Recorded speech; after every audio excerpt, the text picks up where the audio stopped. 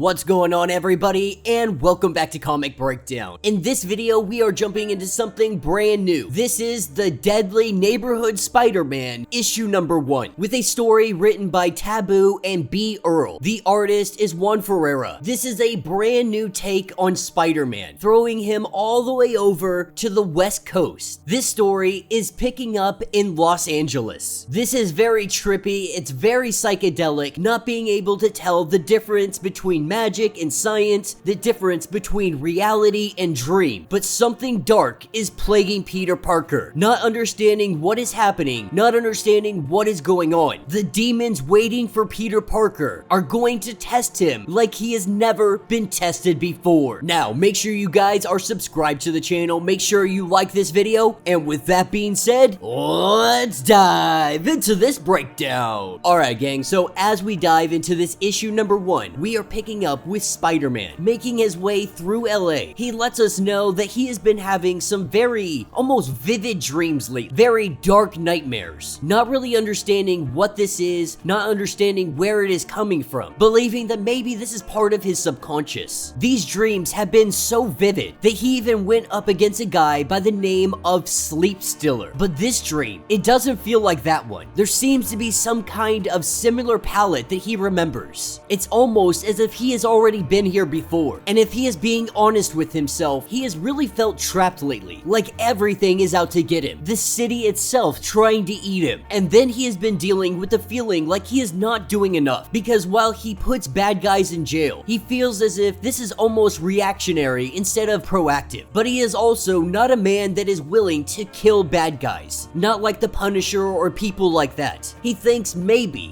if he had held on to Venom, then there might have been a chance that he could be something like that. But all he knows is that he keeps messing up over and over again, that he is never doing enough, that he is always coming up short and somebody is always getting hurt. It is really hard for him to keep a glass half full kind of perspective when he feels like such a failure. And that is why he is in California at the ESU Texonic Research Laboratory. He is working on a project, one that could isolate and destroy cells that have become sick using a frequency and water, and he has a research partner going by the name of Crystal. If their theories are correct, this could revolutionize modern medicine, combining their forces together, with her having the vision and the technology, with Peter Parker having the research and the experience. Right now, they are so close to discovering what they need. As the two of them sit here and discuss the process, the science, so on and so forth, he looks over and he sees the rock, saying that there is something familiar about it. Going over, picking this rock up, he tosses it into his bag, not really having the time to investigate what this rock is. He does notice that there is something different about it, but right now, he needs to take off. He is headed over to Santa Monica Pier. On his car ride over there, he investigates it just a little bit deeper, having some kind of old markings on it. It's almost as if it is telling a story, but he doesn't fully understand what it is. In the stop-and-go traffic of LA, this is giving him a kind of motion sickness while trying to examine the rock. So he puts it away for a later time. Getting up to the Santa Monica Pier, this is where he runs into Bird. Him and Bird have a chess date. As they sit here and play, Peter Parker is getting his butt kicked in some chess. Knowing that he is beaten again, he feels the urge to grab that rock, and as soon as his fingers are able to touch it, time and space, they begin to melt away. He finds himself disappearing into this nightmare realm again. Everything distorted, everything twisted, still on that pier, still playing chess. It's almost as if there is an overlay of a nightmare happening in real time, not knowing how he got here, not knowing why. In the blink of an eye, everything goes back to normal. They finish up their chess match, which wasn't much of a chess match. Peter Parker got his butt freaking kicked. And though he thinks about telling Bird about all of this, he thinks it's better he probably just keep it to himself to try and figure all of this out on his own. And so as he walks down the pier, he uses his webbing, grabbing hold of a local bus that is going by, catching a ride, changing into his Spidey suit. As he is headed back to the Malibu house that his friend is letting him use, this is where he sees 3 children running for their lives. With Peter not wasting any time, he jumps into action, because these 3 three boys, they are being chased by a black bear. A bear that seems almost out of place, believing that the bears had left the Santa Monica Mountains after the late 1800s. Nonetheless, the two of them face off, webbing up the bear's mouth and one paw at a time. It doesn't take long for Peter Parker to put this bear down, calling animal control and letting them know that there is a bear that they need to come pick up. With it being subdued, with it being under control, we see the sun beginning to set, and Peter is making it back to the beautiful cliffside home, Malibu home, that his friends are letting him stay in. Getting back in, sitting down on the couch, this is when he starts to examine the rock again. He knows that there is something weird about it, and he knows that it is trying to tell some kind of story, but he doesn't understand what the story is. He almost feels like it is a story that he remembers. And in the blink of an eye, he finds himself back in this nightmare realm, finding himself in some kind of labyrinth. Looking in a mirror, we see that Peter Parker has aged up to 60 plus years old, and a shadowy figure coming in, wielding a gun, letting him know that he needs to hand over the rock. This shadowy figure, it appears to be a crow or a raven, letting the bird know that he doesn't have to do this. It tells Peter he does, that change is inevitable. As the gun goes off, that is when Peter comes to, his friends returning home, letting him know that they have some kind of event that they have been planning. Not taking no for an answer, we pick up about an hour later. We are picking up at some kind of art gallery in downtown LA. Looking at all the paintings, looking at all the spiral shapes, this makes something click inside of Peter Parker's head. It gives him an idea for the science that he has been working on with his partner Crystal. Having to get out of here, letting them know that he's gotta leave early. He starts swinging across town. That is when the LAPD in a freaking helicopter, they spot him, let him know that he is going in a no-fly zone, that he needs to come back to the ground and take his ticket. I see this is pretty excessive. I don't know if this would actually happen in a world where superheroes are very common. Everybody knows exactly who Spider-Man is. But as he tries to make his getaway, he finds himself hiding out at the Rose Bowl, or at least what he believes to be the Rose Bowl, with two security guards coming up to him. They let him know that he's got to get out of here. But before he is able to leave, the two security guards, they merge into one giant monster. Now at this point, Peter, he's come to the understanding that this is probably a manifestation of his imagination. And so he hightails it out of here. He wastes absolutely no time swinging through the city. That is what lands him in front of a frog and a snail. Seeing these two things, seeing these two creatures stand before him, this makes him believe that this isn't necessarily his own imagination. He believes himself to have a better imagination than a frog and a snail. He's beginning to think that someone is messing with him. Someone is manipulating his mind. But webbing up these two, he finds himself back at the campus, back at the research facility. This place is full of monsters. Not wasting any time, he blows past every single one of them. But this time, he is a little more ferocious with it, kicking through them, putting them down in the ground, getting his way all the way over to Crystal. And that is when he comes back to reality. Now, when he was running from the LAPD, he had made a phone call to Crystal. He remembers them having a conversation. She does not remember this conversation. In fact, she doesn't remember ever answering the phone. And so, not really sure what is going on, they both had the same idea at the same exact time, believing that they may have figured out exactly how to put their research into action. They press the button. He says that he wouldn't have activated the signal if he knew what would happen next, but doing it in the name of science and for the cause of progress. When they press that button, a giant demon black bear appears in front of them. Some kind of supernatural bear. It looks like it is out for blood. Alright gang, so our story starts us 20 years ago. We are picking up with a very young Crystal. In North Dakota, her grandpa is telling her a story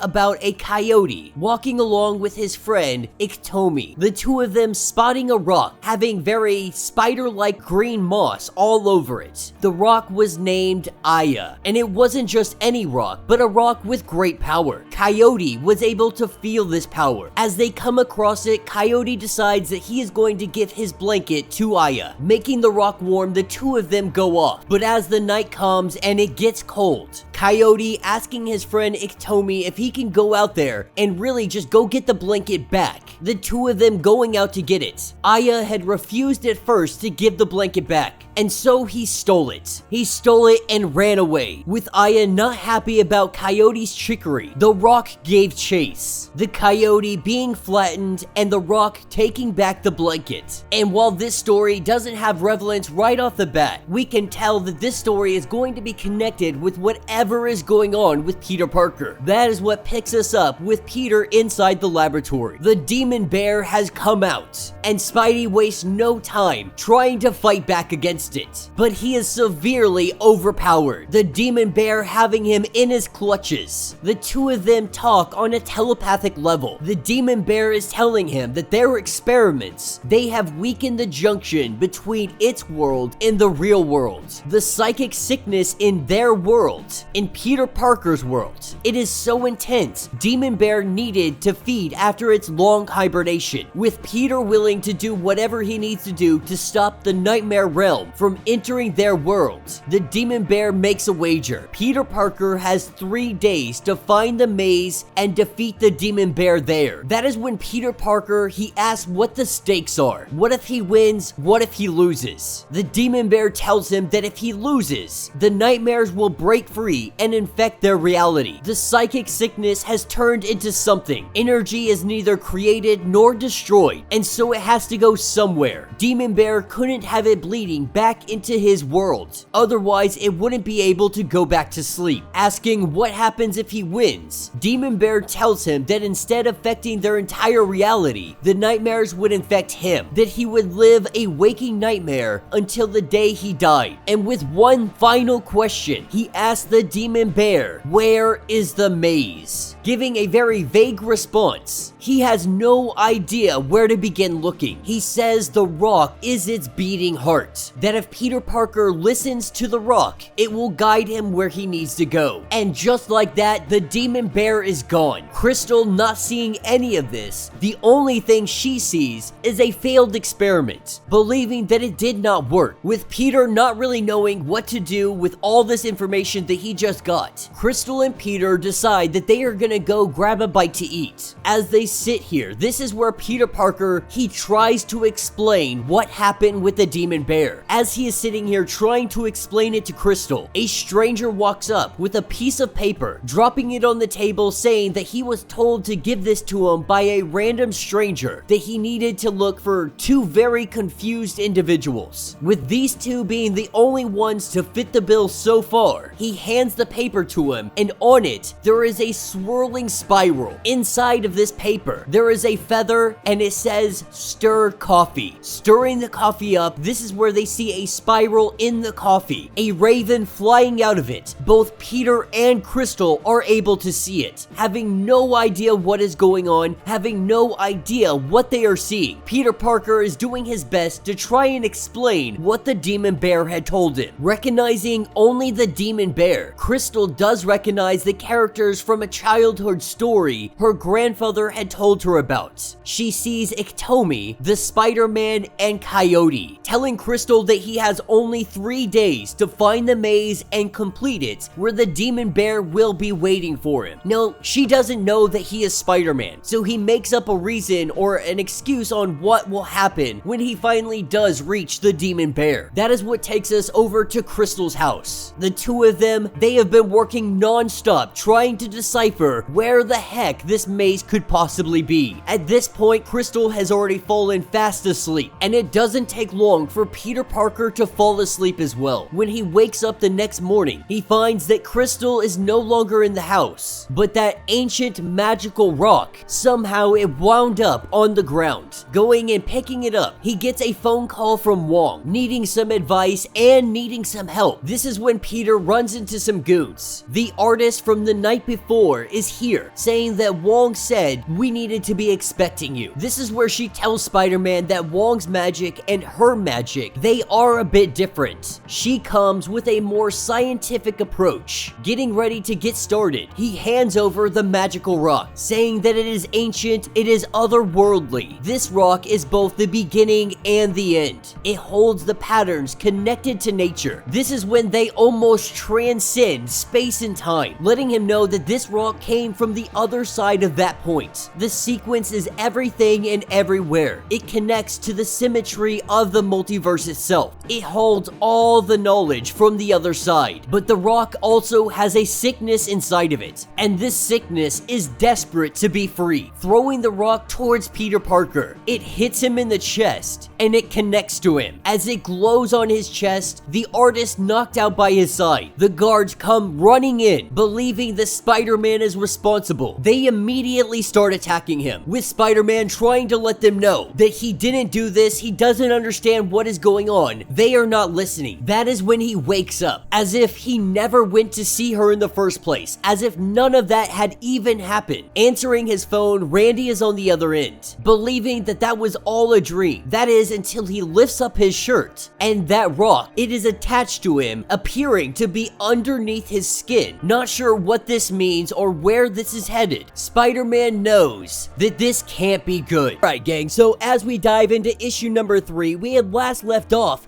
with this magical rock connecting to Peter's chest. He does recognize some of the symbols on this rock. He stares at them and he wonders what all of this means. Obviously, the demon bear is the key to all of this. But right now, he is more concerned because this magical rock stuck to his chest. It's going to be quite obvious if he walks around in any kind of capacity without a shirt on. With them getting ready to take a trip up the Joshua Tree, he's a little bit worried somebody might see it. But as he looks at this in the mirror, that is when Mr. Crow shows up. It tells him to come with him. This is when the dreamscape, it completely surrounds them. Peter not really having a choice to go on this journey. We see them transported into the dreamscape as they stand before some kind of grand city. Mr. Crow lets us know that this was once a beautiful home, but now this is where sickness lives, pulling all of them closer to the end. The demon bear wishes to send it back,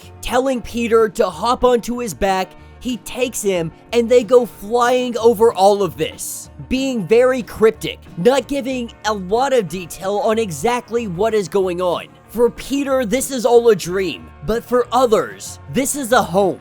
And Mr. Crow lets Peter know that he is responsible for doing all of this. Also going on to say that if he dies here, then he won't be able to finish his story. And while Peter doesn't believe that he did any of this, Mr. Crow goes on to say that dreams are woven to reality. Stories are written between waking and dying. And while you believe that none of this is real, we are still here. This place is still suffering. As they make their way through the city, asking Mr. Crow to guide him along. This is where we see a giant wolf come up from the buildings, getting ready to swallow them whole. That is where Spider-Man sees a symbol. Mr. Crow telling him that his answer is inside the patterns. Follow the stars and find the way to the center of the maze. As quickly as you can snap your fingers, he is back in his bathroom. But this time, looking on the mirror, lipstick in hand, he drew the image. The bird had told him to look for the patterns. As he looks, he sees some kind of circuits. It looks like nodes connecting pathways to a circuit grid. And it also looks a little bit like the pathways on their junction activator. He knows that there is a pattern, he simply can't see it yet. But that is when Crystal knocks on the door, as the two of them have a conversation because Peter is taking quite a while in the bathroom, just letting him know that Randy is going to be on the way soon. He comes out of there, they stretch up a little bit before they take off. They have conversation, just talking about her grandfather, about the stories that he would tell, about the coyote, about the Spider-Man. And we're not talking about Peter Parker Spider-Man, we're talking about a man spider, if you will. When she goes to mention something about a powerful rock, this is where Peter thinks it is time that he tells her what is going on. As he takes his shirt off, we see that the magical rock is not there. Both of them standing here a little bit confused. We see the two of them hug. Really, it seems like Crystal thinks that Peter just needs a hug right now. But the two of them go outside, they play some frisbee. This is where they see a crow. This crow opens up its mouth, and we see dozens and dozens of other crows come out of it. As quickly as the two of them together see this vision, that is when Randy pulls up. They grab their bags, they throw it into the back, both of them trying to figure out what the heck that they just saw. Either they're having shared hallucinations, or a bunch of tiny crows just came out of that other crow. But they throw this to the back of their mind, they hop into the car, and they take off through the desert. As they make their way through, Peter sees off in the distance a storm brewing. It is headed directly for them. As he hops out of the car onto the hood, he throws on his Spider-Man suit, those flames coming out of his eyes, slowly slipping into the dreamscape. We see this storm that is coming. It is a giant flock of crows. Not sure if they are friend, not sure if they are foe. They swarm him. They knock him to the ground. But we see a 20-story tall Spider-Man.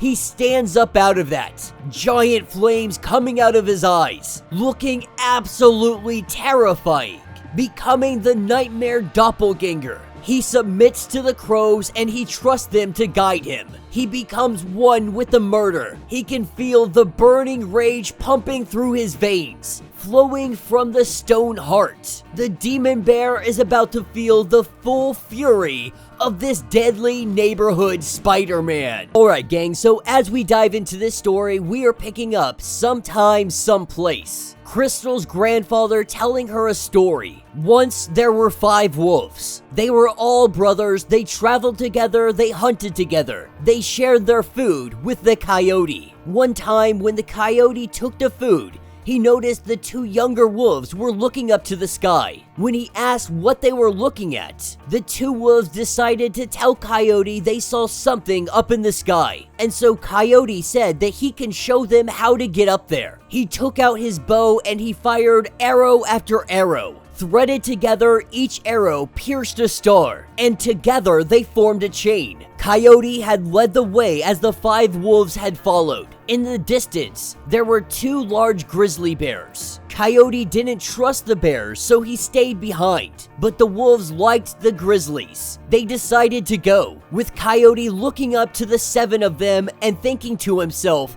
that they look good together. And when people stare at the sky, they will say that there is a story in that picture. This is the story of the Big Dipper. And Coyote continued shooting his arrows, which are the stars in the constellations that we know today. These are the stories that Coyote had left in the sky. And Crystal, just like the Coyote, they are storytellers. Stories can heal, but they can also harm. That there is great power in their stories and they must hold them sacred.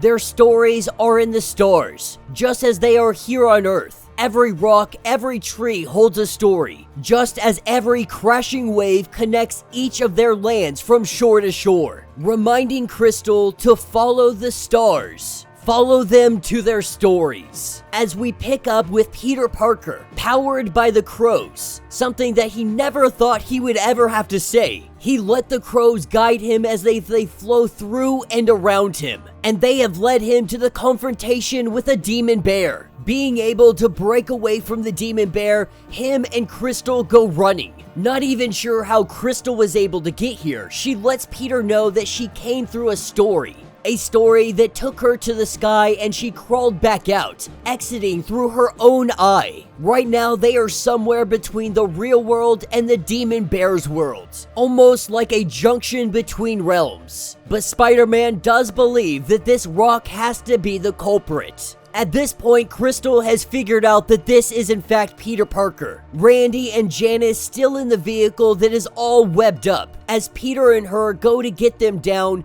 they are still in this junction realm. Not really sure where they are, how they got here, or what's going on. This is when Peter finally comes forward and lets her know everything.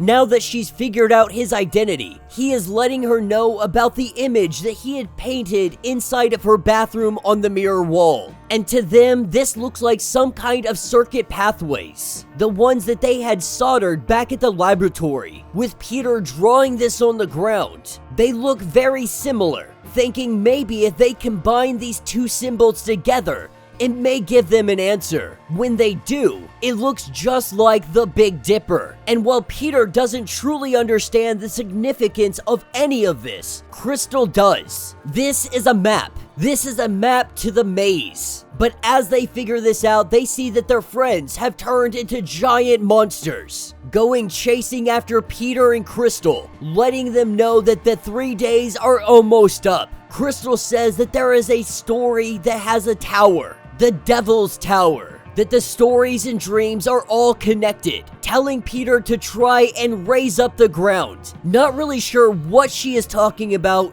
he tries to do it anyway, and this is where we see the ground start to come up. A giant rock pillar. It jettisons them into the sky, one pillar after another, Peter swinging off of each of these. That is when we see a gateway open up, and it brings us into a fiery city. They are now well into the maze, a maze of story and dreams. But Peter is starting to understand that maybe he's not the one that needs to be here. Maybe he is just meant to bring Crystal here, that he is the delivery system for a good medicine. As they make their way on the ground trying to figure out what they're gonna do, Spider-Man constructs a web shield for Crystal to be able to use and defend herself. When they turn around, what they have are the manifestations of Peter's mind, the characters in his story. This just so happens to be the Avengers along with a handful of other individuals. Demonic dream versions of the Avengers, they attack Spider-Man,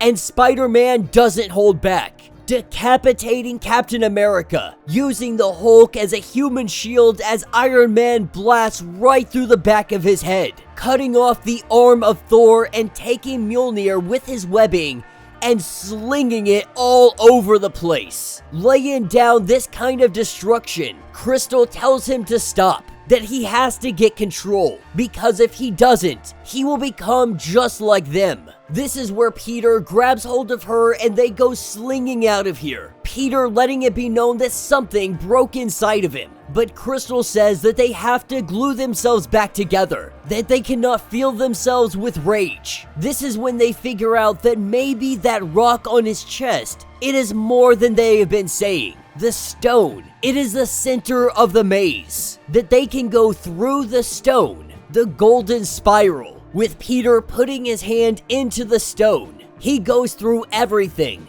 birth, life, death, over and over again. The pattern keeps repeating with each iteration. The dreams mix with reality. He sees every version of himself in every instance across every universe all at once. Everything is nothing, and nothing is everything. As they come out the other side, what they see, what they are staring at, is what Peter could have become if he had let this sickness consume him. He sees what would have happened if he had let these stories fill him up with rage and violence. And while Crystal tries to defend Peter, somewhere he hears a familiar voice of his pal Bird saying stories can heal, but stories can also harm.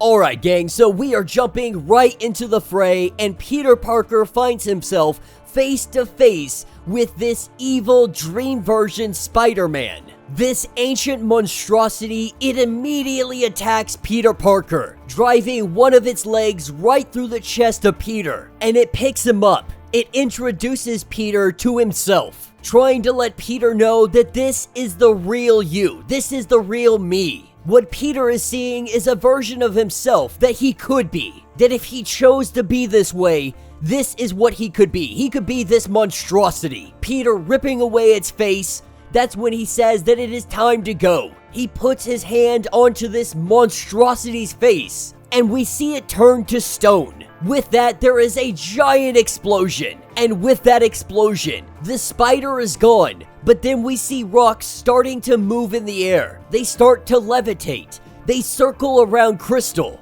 webbing coming up from the ground, grabbing hold of her. We see that she has transformed into Dream Spider. With this transformation, she goes to figure out what is happening.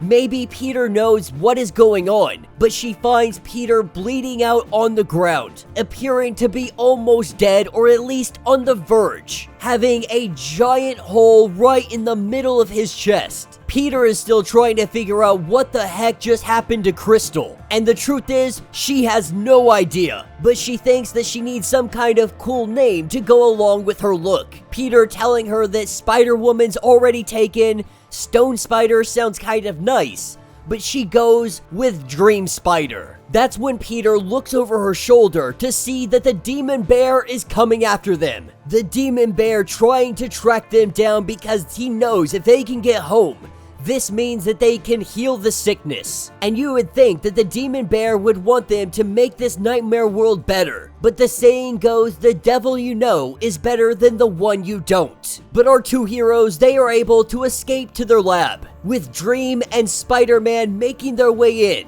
They quickly get to work. Spider-Man adding the rest of the nodes that they need. He's trying to redirect the frequency to give the timing and tuning needed before when it hits the water. Once it activates, the frequency will use the water as a conduit. It'll travel back into the dream world and it'll wash away all our nightmares. And so they work with a quickness. The demon bear slowly beginning to come through. They get all the nodes hooked up, and they will activate the frequency once the demon bear has been pulled back through. Spider-Man, using his webbing, he begins to grab hold of the demon bear. He begins to try and pull it back to where it belongs. With Spider-Man using everything he can, he pulls that bear. She activates the device, and it all gets washed away. This is where we see that Peter Parker, he has landed in the center of that maze. He has defeated the demon bear as prophesized. And so Peter returns home. Returning home, he finds Crystal waiting by the water for him. It turns out that they weren't building a machine to heal their world. They were building one to help a world beyond their perception.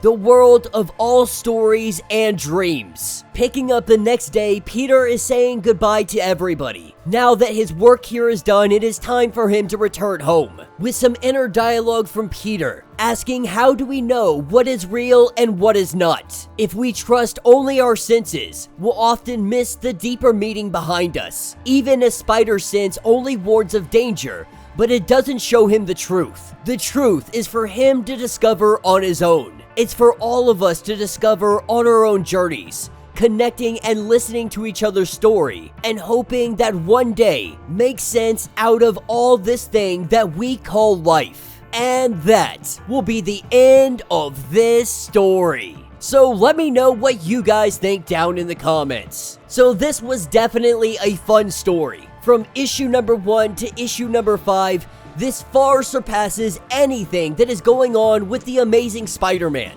The artwork is completely gorgeous, absolutely psychedelic. It is so much fun. Not only that, we just got a new Spider person. Now, if and when they are going to utilize her, that's going to be very much up for debate. I think that they're going to ditch the idea of going with Dream Spider and they're just simply going to call her Dream. I've even seen some news outlets call this the new hero Dream Spider is the darkest take on Spider-Man since Venom. But Dream Spider has all of the abilities of Spider-Man with a few added bonuses. Her demonic claw hands work wonders for slicing and destroying monsters in the dream world. Also, thanks to the mysterious rock symbiote, Dream Spider can also grow into a giant, summon a swarm of crows from her wrists instead of webs, and she can fly. While this symbiotic artifact brings out the worst in Peter Parker, within the dream world, where nothing is off limits, Spider-Man feels the chains are finally off and no authority figure can really hold true power, or at least hold back his true power. But Crystal is there to remind Peter of his heroic nature, and she knows the value of self-control in the dream world. This is why she never succumbed to the bloodlust and rage. Regardless, she has a bright future ahead of her. I am very interested in seeing what they are going to do with this character and how she will be utilized in the greater 616 landscape. But let me know your thoughts. Let me know your theories. If you would like to get completely caught up on everything that happened with your Deadly Neighborhood Spider-Man, go ahead, check out the link in my description as well as the top of this video. It will get you completely caught up on everything going on with this story. If you would like to support the channel, you can always do so by joining the channel membership. Much like Patreon, having 5 different tiers, from $1 to $50. From loyalty badges to getting comics every single month. Not only does this help out the channel tremendously, but you are getting tons of perks in the process. If you are unable to do this, do me a favor, subscribe to the channel, like this video, hit that notification bell, and with that being said, until the next breakdown.